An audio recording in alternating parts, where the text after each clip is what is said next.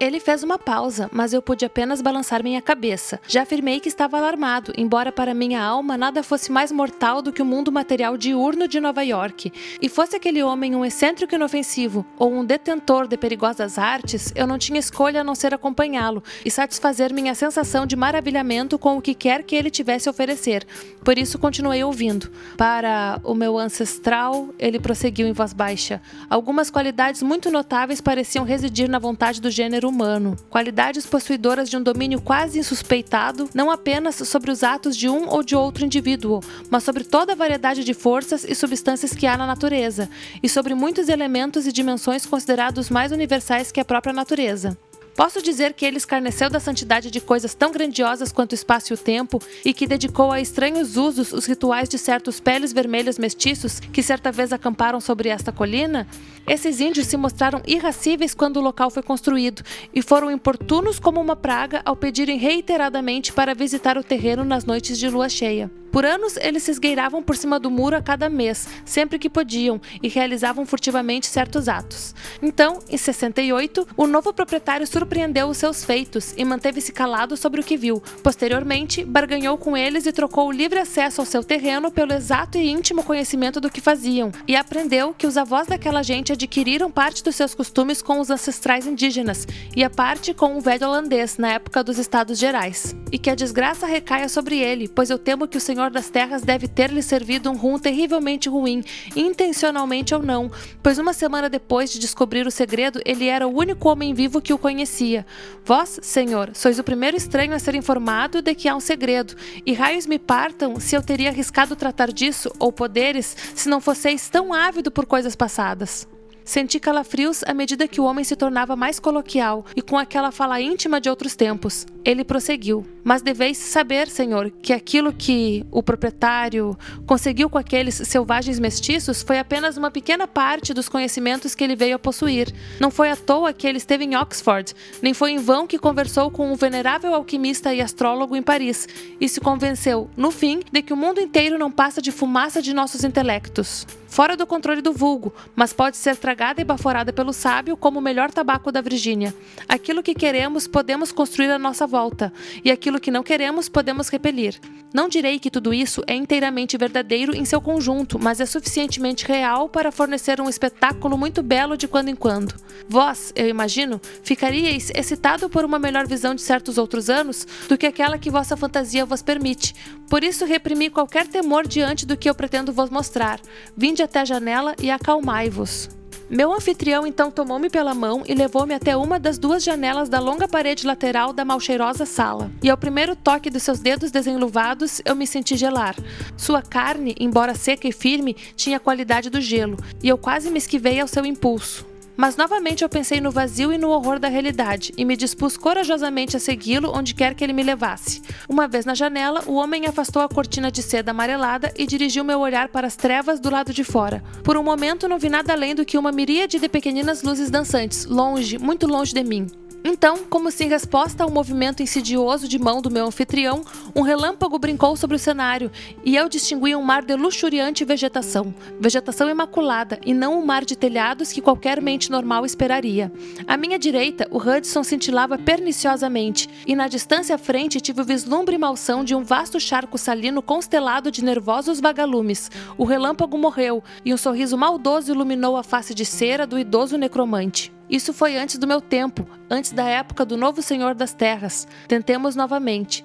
Senti-me desfalecer, um desfalecimento ainda maior do que a odiosa modernidade daquela cidade maldita teria me causado. Meu Deus, sussurrei, você pode fazer isso para qualquer época? E quando ele fez que sim, e expôs os tocos enegrecidos do que um dia foram presas amareladas, eu me agarrei às cortinas para evitar uma queda. Mas ele me segurou com aquelas suas terríveis garras geladas, e mais uma vez executou seu gesto insidioso. Novamente o relâmpago brilhou, mas desta vez sobre um cenário não inteiramente estranho. Era Greenwich, a Greenwich que havia existido, com um telhado ou grupos de casas aqui e ali como vemos agora, porém com adoráveis alamedas verdes, campos e trechos de pastos comunitários.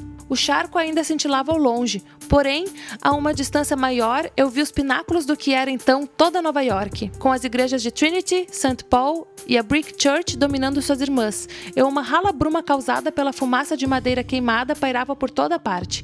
Eu respirava a custo, porém não tanto pela visão em si, quanto pelas possibilidades que minha imaginação aterrorizada conjurava. Você pode, ousa ir além? Eu falava com assombro, e acho que por um segundo ele compartilhou desse sentimento, mas o sorriso maldoso retornou. Além?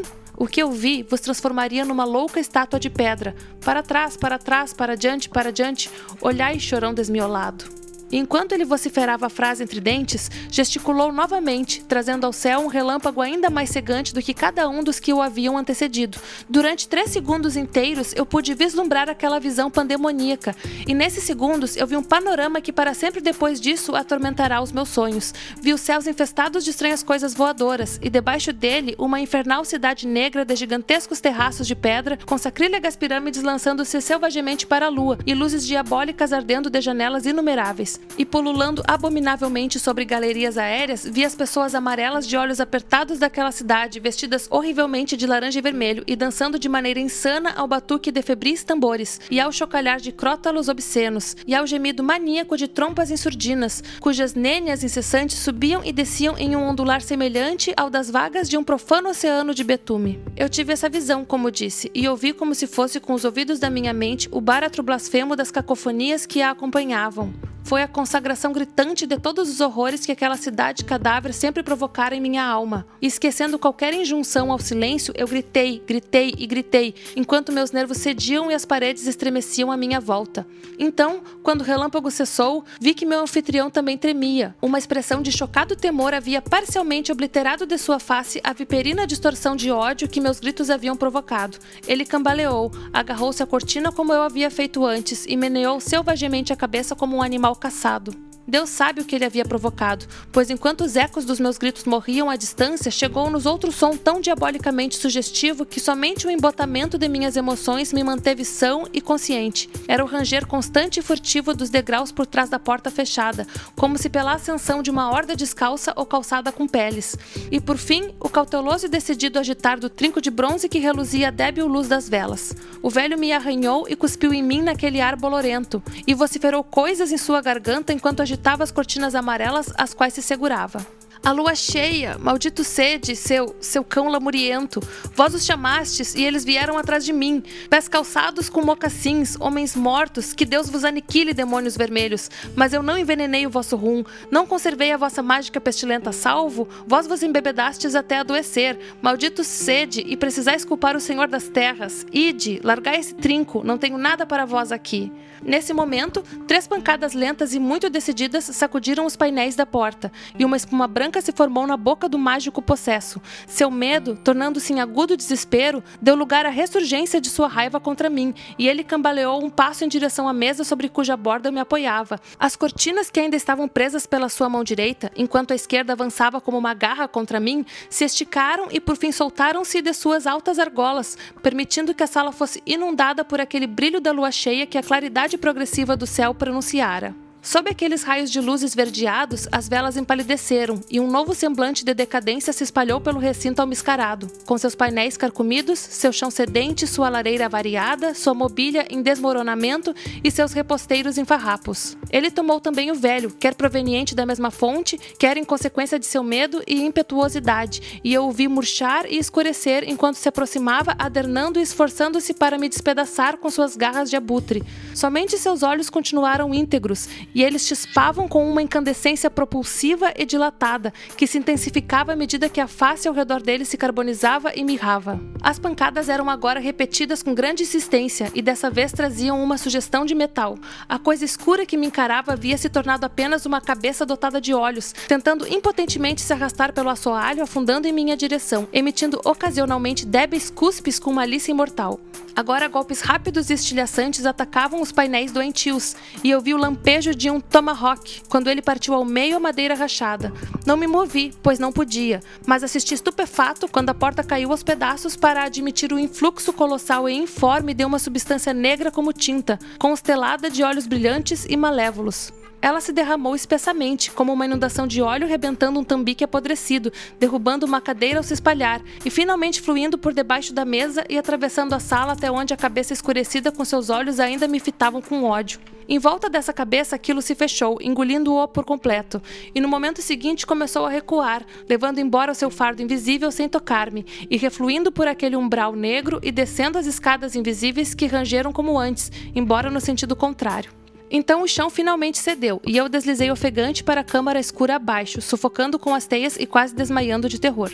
A luz esverdeada, brilhando através das janelas quebradas, mostrou-me a porta entreaberta do salão, e quando eu me levantei do chão polvilhado de reboco e me contorci para libertar-me do teto desabado, vi passar por ela uma horrível torrente de escuridão, com dezenas de olhos cheios de ódio reluzindo em seu meio. Procurava a porta que dava para o porão, e quando a encontrou, desapareceu por ali. Então eu senti o chão daquela sala mais baixa ceder como havia ocorrido com o do aposento superior, e logo um estrondo lá do alto surgiu-se da queda, passando pela janela oeste, de algo que devia ter sido a cúpula.